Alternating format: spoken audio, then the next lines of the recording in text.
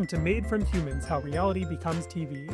I'm your host, Andy Dennert, the creator of Reality Blurred and a writer who believes in the power of true stories.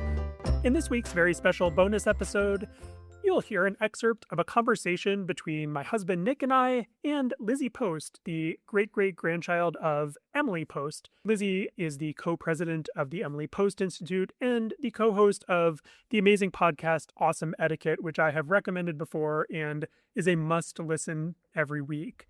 They now have a new podcast, Emily Post Wedding Stories, in which Lizzie talks to couples about their weddings and wedding planning. This was basically research that Lizzie conducted for their upcoming weddings book that will be out next year. And that research became a brand new podcast. Nick and I were honored to be interviewed and just chat with Lizzie about everything we went through. And in this excerpt from the episode, you'll hear us talk about everything from venue to some family drama to some traditional wedding things that annoy the crap out of me and how we managed to fix that. So enjoy listening to that conversation now. How did you guys end up settling on sort of your guest list, your venue, your budget? I feel like those three things often like impact each other. The venue might dictate the guest list, vice versa. How did you kind of manage the big three? So we'll start with where kind of we left off was this idea of we wanted to switch from a courthouse like paperwork date into like, let's actually throw a party. Let's celebrate with the people that are around us. And so early on, like probably within like a month, we really decided, we need to make this a bigger thing. And that's when we started in earnest looking for, well, what are locations? What are things that are make the most sense for us? Okay. We knew pretty early on that we wanted to self-fund this wedding. Okay. Right? It was something that we were going to take care of ourselves. And luckily we're two incomes, we don't have kids, we're sort of in a space where just cats, right? Yeah. Just three cats, which they require they need a lot of love too. But yeah, we were in this space where like we knew that we had some means to be able to put like throw a party or put on a party. Yeah. I knew that I think we made like a short list of venues just talking, and we ended up going to the first one we checked out was the Orlando Science Center, and it was a place we'd gone on a date early on, and it's downtown Orlando, which was really central to like the way that we met and the way that we spent our sort of our early lives. I was living in downtown Orlando when we first met, so that was sort of important to us as a location. Yeah. Yep.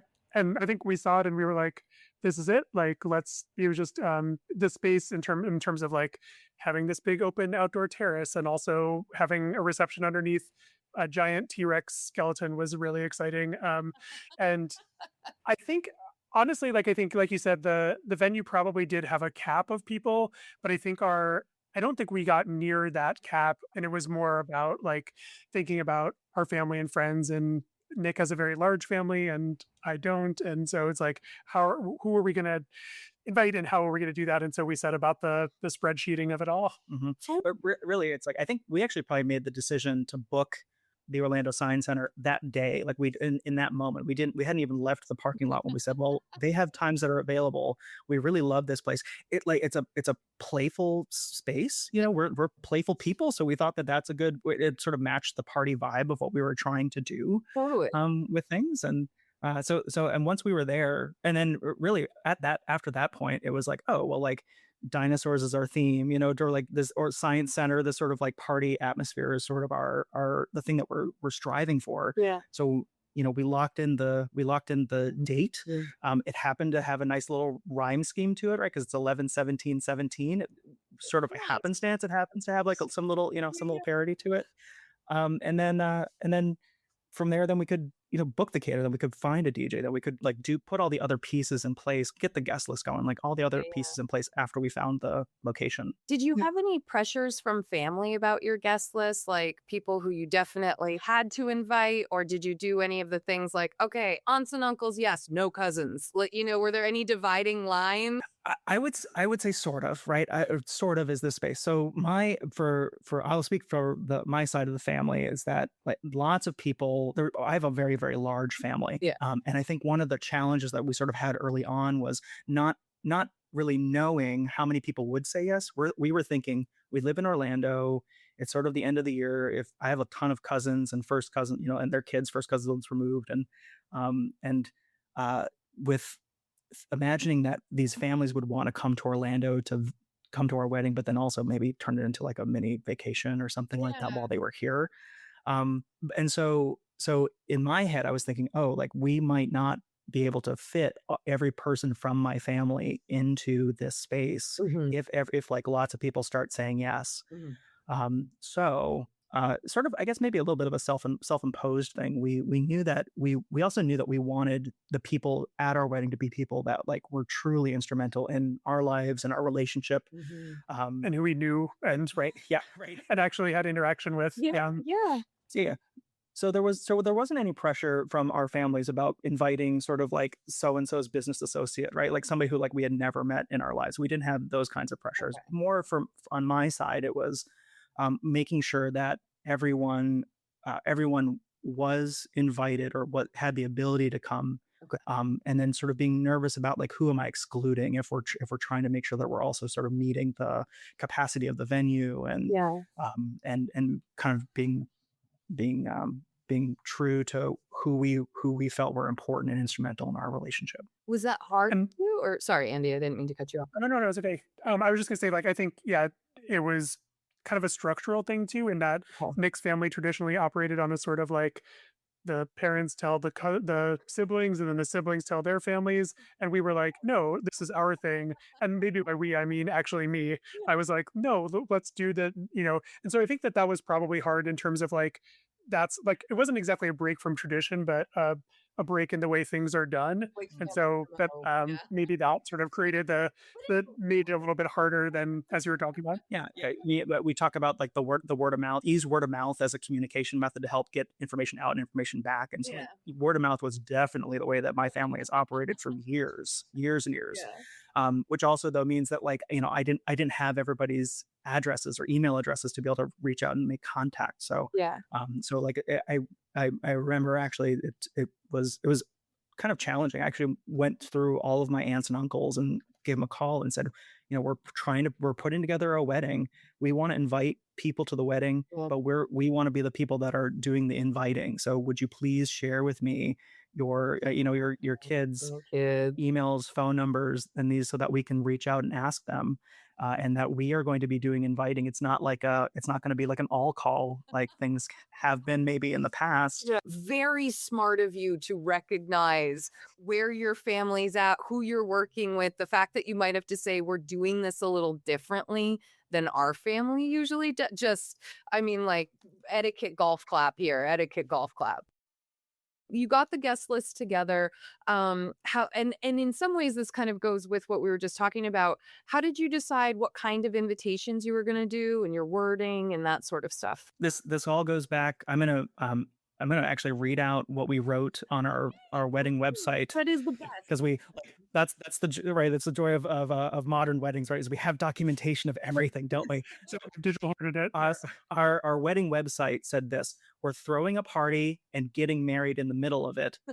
The entire fourth floor of the Orlando Science Center is ours. Throughout the night, we encourage you to have food and drinks, mingle and dance, and play with the open exhibits. That's So fun. I think, yeah, the invitation, I think we wanted to kind of mirror that spirit. And also, I think just in terms of just both practicality and also not wanting to like, at least for me, conform to tradition, because I always just question what tradition has been and why it's that way. And do we need to do it this way?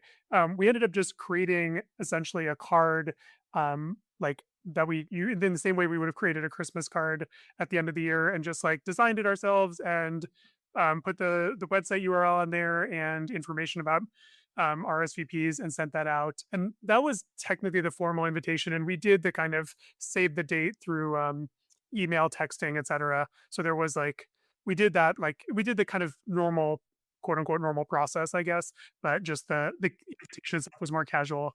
mhm, mhm. So Yeah, it's kind of like yeah, and hybrid between digital services and a printed invitation. Yeah.